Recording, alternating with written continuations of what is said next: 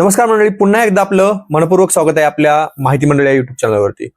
युद्धाबद्दल सगळ्यांना माहिती आहे, पण आज आहे मंगळवार 7 एप्रिल आहे आणि आजची परिस्थिती अत्यंत स्फोटक आहे. अमेरिकेचे राष्ट्राध्यक्ष डोनाल्ड ट्रम्प यांनी दिलेले अल्टिमेटम आज संपत आहे आणि जगाचे लक्ष आता स्टेट ऑफ हॉर्मुझ आणि इराणच्या हालचालीकडे लागलंय.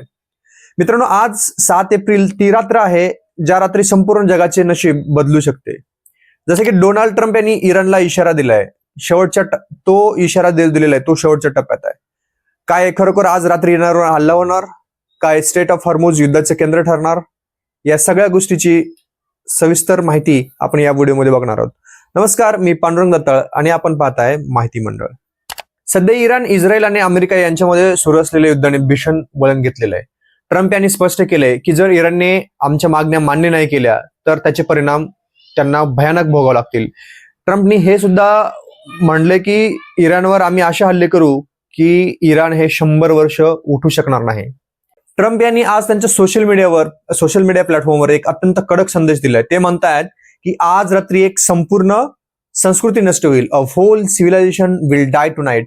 असं काय म्हणतात की इराण ज्या अमेरिकेच्या मागण्या आहेत ते इराण मान्य करत नाहीत. त्याच्यामुळे ट्रम्प यांनी मंगळवारी म्हणजे 7 एप्रिल म्हणजे आजच्या रात्री म्हणजे भारतीय वेळेनुसार बुधवारी पहाटेपर्यंत इराणला अल्टिमेटम दिलेला आहे. तर ट्रम्पचं असं म्हणणं आहे की स्टेट ऑफ हॉर्मुझ जो इराणने बंद केलेला आहे, जगातील 20% तेल वाहतूक यातून होते, ते तात्काळ ओपन करायचंय. हे जर नाही झालं तर अमेरिकन वायुसेना इराणचे सर्व वीज प्रकल्प म्हणजे पॉवर प्लांट असतील किंवा पूल असतील, ब्रिजेस असतील, इन्फ्रास्ट्रक्चर असेल, सगळं उद्ध्वस्त करून टाकेल. मग स्टेट ऑफ हॉर्मुझ आणि खार्ग आयलंडवर इराणने हा मार्ग बंद केल्यामुळे काय झालंय की जगातील तेलाच्या किमतीमध्ये मोठ्या प्रमाणात वाढ झाली आहे. त्यानंतर आता इस्रायल हा इराणचे मुख्य तेल निर्यात केंद्र जे आहे खार्ग आयलँड किंवा काशान जे आहे, यामधील महत्वाच्या रेल्वे पुलावर इस्रायल आणि अमेरिकेने अगोदरच त्याच्यावरती लक्ष करण्यास सुरुवात केलेली आहे. यामुळे परिणाम असा होईल इराणवरती की अगोदरच इस्रायल म्हणतंय की आम्ही इतके हल्ले केलेत की इराणचा जे पोलाद निर्मिती आहे त्याच्या क्षमतेपैकी 70% हा आधीच आम्ही निकामी करून सोडलेला आहे. याच्यामुळं अमेरिका आणि इस्रायल हे काही ऐकायच्या मूडमध्ये नाहीत आणि काय इराण सुद्धा मागे हटण्याच्या तयारीत नाहीये. मग आता इराणचं म्हणणं काय की इराणच्या इस्लामिक रिव्होल्युशनरी गार्ड कॉर्प्स म्हणजे IRGC ने एक धमकी दिली आहे. ते म्हणते की जर अमेरिकेने जर हल्ला केला तर ते संपूर्ण क्षेत्रातील अमेरिकन तळावर हल्ले करतील आणि त्या नुसताच अमेरिकन तळावर हल्ले करणार नाहीत तर अमेरिकेच्या मित्र राष्ट्रांना सुद्धा ते लक्ष्य करतील, असा इराणचा धमकी आहे. इराण सरकारने आपल्या तरुणांना आव्हान केलंय. इराण सरकार म्हणते की अमेरिका जर आपल्या पॉवर प्लांट्स वरती हल्ला करणार असेल तर आपण त्याच्यावरती मानवी साखळी तयार करू. मानवी साखळी तयार केल्यामुळं अमेरिका हा हल्ला करू शकणार नाही आणि ते आपण हल्ला रोखू, असं इराणचं म्हणणं आहे. इराण त्यामध्ये असंही म्हणतंय, इराण इशारा देतोय अमेरिकेला आणि इराण म्हणतंय की अरे बाबा तुम्ही हल्ले करा पण आमचे तरुण लढायला तयार आहेत आणि आमचे जवळपास 1,40,00,000 तरुण बलिदान द्यायला तयार आहेत देशासाठी, असं इराणचं म्हणणं आहे. या परिस्थितीमध्ये इराणने खरंच अमेरिका आणि इस्रायलला घाम फोडलाय का?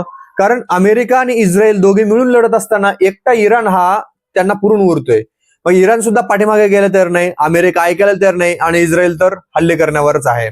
तर या गोष्टीमधून कुठेतरी एक मार्ग निघाला पाहिजे. यासाठी आज रात्री संयुक्त राष्ट्र सुरक्षा परिषदेमध्ये या तणावावर मतदान होणार आहे. आता याच्यामध्ये कसं आहे की तुमचा रशिया आहे, चायना आहे, हे देश सुद्धा या तणावाच्या वातावरणामध्ये या युद्धामध्ये कसा रोल प्ले करतील किंवा कशी भूमिका घेतील यावर सुद्धा भरपूर काही अवलंबून आहे.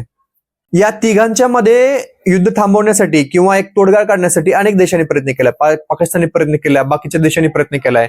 पण ट्रम्पचं म्हणणं काय की नाही, मला टेम्पररी सोल्युशन नको आहे, मी ज्या दिवशी युद्ध थांबवेल त्या दिवशी मी परमनंट सोल्युशन घेऊनच युद्ध थांबवेल, असं ट्रम्पचं म्हणणं आहे. म्हणजे कोणीच कोणाचं ऐकायला तयार नाही आणि इराण सुद्धा मागे हटायला तयार नाही. त्यामुळे पुढचे काही तास जगासाठी खूप महत्वाचे असणार आहे. ट्रम्प यांचा हा केवळ शाब्दिक धमकी आहे की प्रत्यक्ष हल्ला हे इराणवर ट्रम्प हे करतील, हे थोड्याच वेळात स्पष्ट होणार आहे. तुम्हाला काय वाटतंय, ट्रम्प यांनी इराणवर हल्ला केला पाहिजे? जर हल्ला केला तर इराणचे प्रत्युत्तर काय असेल? आणि आपण या सगळ्या परिस्थितीवर तुम्हाला काय अंदाज वाटतो? का आपण तिसऱ्या महायुद्धाच्या तोंडावर उभे आहोत? तुमची जी प्रतिक्रिया आहे ती कमेंटमध्ये नक्की कळवा. अशाच माहितीसाठी आपल्या चॅनलला सबस्क्राईब करा, व्हिडिओला लाईक करा, शेअर करा. चॅनलला सबस्क्राईब केलं नसेल तर चॅनलला सबस्क्राईब नक्की करा. चला तर मग भेटूया पुढच्या माहितीपूर्ण व्हिडिओमध्ये. तोपर्यंत धन्यवाद.